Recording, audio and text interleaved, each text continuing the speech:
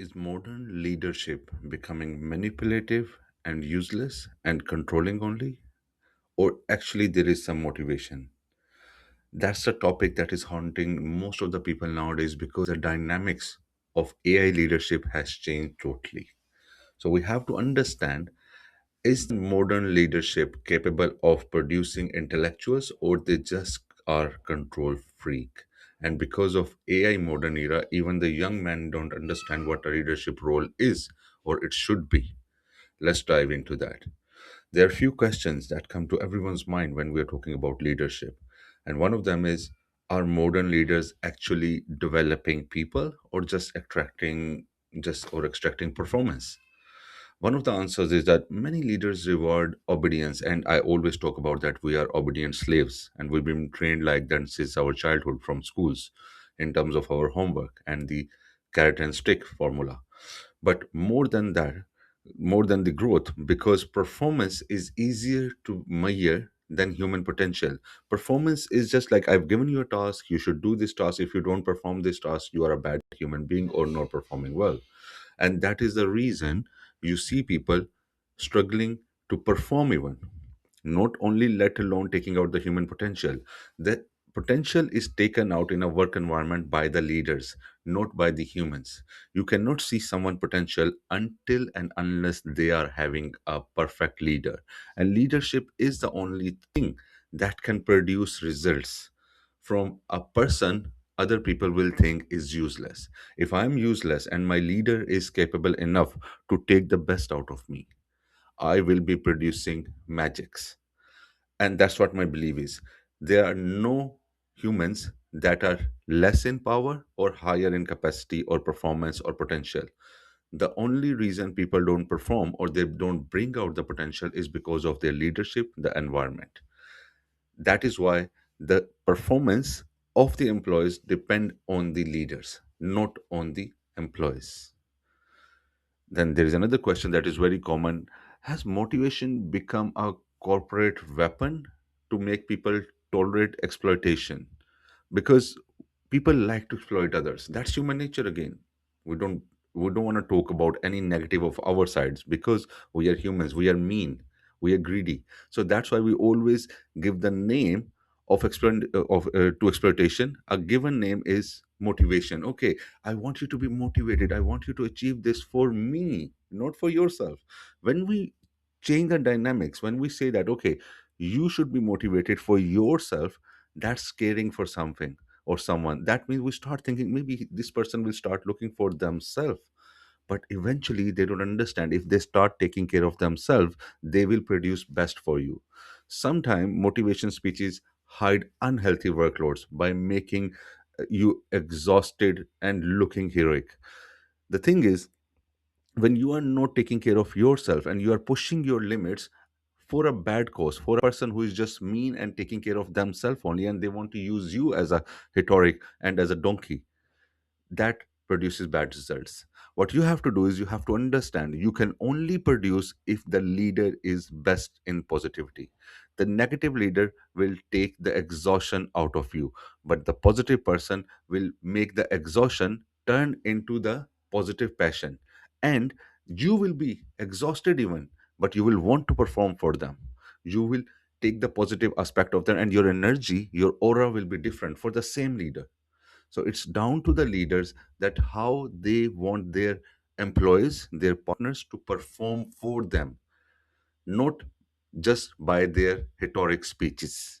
Because modern era has totally redefined the definition of motivation.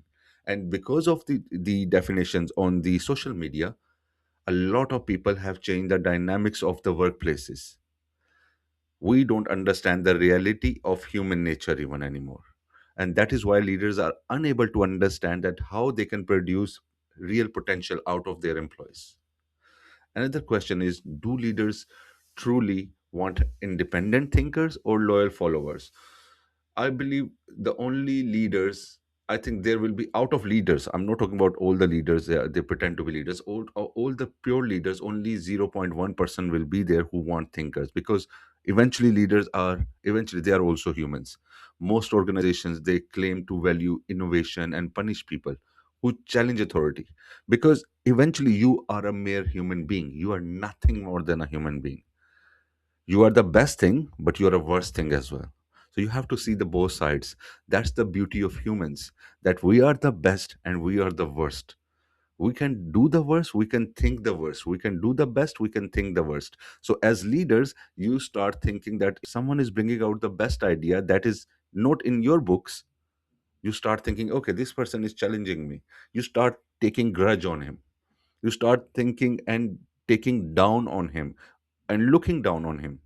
So what happens eventually? People stop thinking. They say that, okay, we just want to follow this person's guideline and they will be happy. And actually, this happens. People who just follow orders blindly, and they just, you can say, raise the ladder of success, partnerships in the whole realm of this so-called life. But real people, they will just either shut down, or they won't even tell you that they're not thinking. Just because they are thinking, but they won't tell you, and you will lose a hell lot of potential out of them.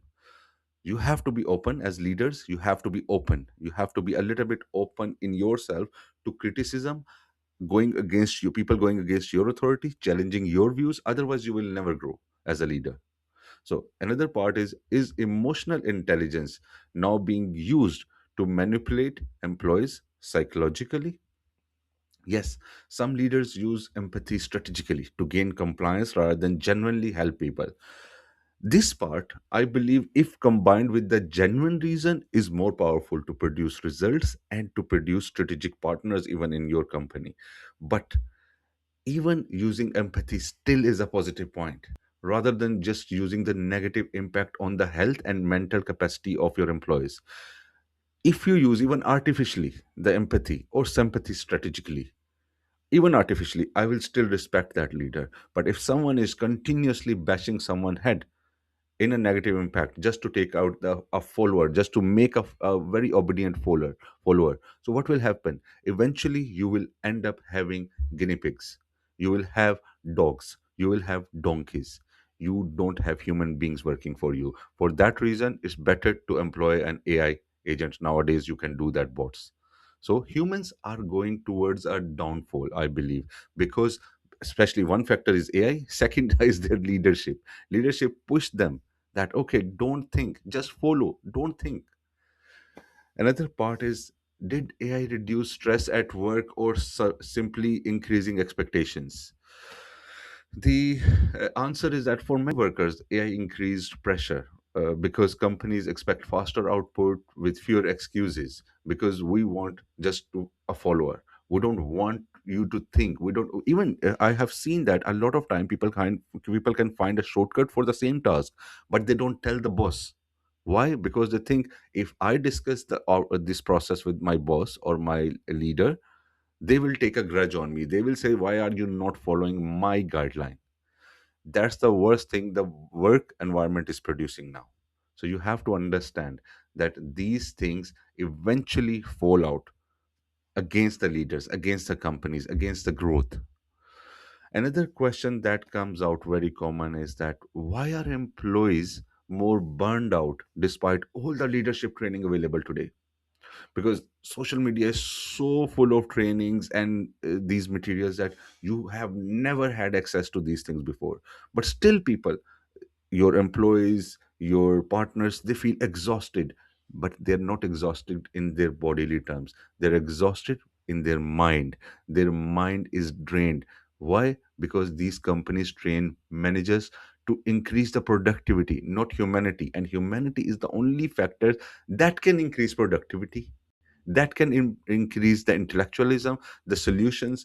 But we go against that. We want our managers to produce productivity only, what we have told them. Why not go beyond that? You exhaust them with your negative pressure, with your negative impacts, and then you expect the results that humans cannot produce, because at one time they get deadlock. They have a capacity as well. Every human have a threshold. Humans don't have any capacity to grow and to think, but they have a limitation if you bombard them with multiple stress environmental factors. They will have a limitation, and they will just, first they will shut down, then they will break down. That is why we are not finding any good people around our companies nowadays, or employees that can produce way more than our expectation. Another factor that comes up is modern leadership is becoming more about image than character. Yes, obviously. The character is the main thing that a leader is renowned for or should be renowned for. When I am talking to my team, they know that we can count of this person. Count, even sometimes they take misuse, they misuse me as well. But they will think that okay, this person has a character. They are having a mindset, an idea about me as a leader. Okay, this person is having a certain kind of character that will not hurt us. In fact, even if we misuse his capacity, that they will never dare to, because then they, as a human, they will, even if they're negative, they will have some audacity to stop themselves to work in negative capacity against me. But that is another topic. I will just go in detail about the negativity of people. You cannot change that. That is unfortunate reality. You cannot. But being a positive character as a leader can change a lot. That integrity can change a lot in your team, in your company, in your environment, in your projects. That can change a lot of change, a positive change and incremental progress that you cannot even think of right now, just by because you are used to of thinking that okay, I have to do the stick method or carrot and stick method only. That is useful, but to a certain extent. So, do companies secretly prefer stressed employees because fear increases control? Because of the fear, they think that, okay, we can make them do some productivity work. That's a short term productivity thinking. Because after a certain time, employees and humans become, as I said to you, go into a shutdown state. They become numb. And that's human nature. You cannot do something that you are not built for. You cannot, your machine cannot go. If you have a car with 256 horsepower, you cannot expect it to go 600 horsepower productivity. You cannot. It's not built for. You have to change the wiring. To change the wiring, you have to give them some productive environment. And with a toxic environment, you will just strain out the limitations. You will not go beyond their limitation. And after a certain time, that will snap. And then for a short time, you, oh, you see, I pushed him to a negative extent. I gave him pressure, and now what they are doing is they are producing. See that after a month or two, you would be amazed that you created a destructive environment, a destructive employee. You have created a monster within your own company. That's what people don't understand. That's a negative and smaller mindset of leadership. Another part that comes up is, has hustle culture destroyed genuine leadership? Because the glorification of hustle culture is so much out there in the social media, that constant output while ignoring the wisdom and the balance of human nature and emotional health is ridiculously obsolete now. Because we don't understand that we need emotional value, we don't stability, we want balance in our inner self. Not balance in work life balance. I'm not talking about, you need to work hard, you need to go extra mile, but the balance in inner capacity is very much needed. You need to understand the human nature to take the best out of yourself or your team. If you don't do that, eventually you are burning yourself out. And with that, because you have that nature, you understand you are burning yourself. With that, you are burning, literally burning other people in every possible way. And you will lose so good humans in your life that you could have gone, that could have gone with you, or who could have gone with you extra mile and taken you thousand folds more success.